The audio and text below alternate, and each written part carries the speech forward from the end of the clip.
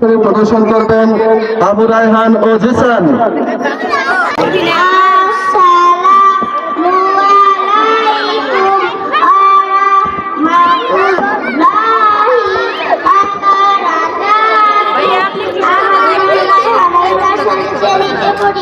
আমার মাদ্রাসার নাম তাসকিয়া বিকারের নুরানি মাদ্রাসা।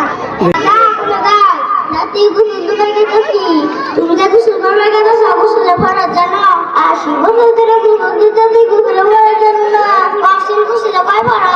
গোসলের দিন ফরজ। কসম কি কি? বললাম তো তুই করবি না দিলাম নাতি এটা তো সবাই বলে, তুমি অন্য কিছু কও না, তুমি এটাই কও। বললাম তো তুই করবি এক নম্বরে সাবান, 2 নম্বরে বালতি, 3 নম্বরে লুঙ্গি না। হায় হায় দাদা, তুই জীবনে যত গোসল করছ আর একটা গোসল হয় নাই। তোমরা তো নামাজ কালাম গোসল দাও না।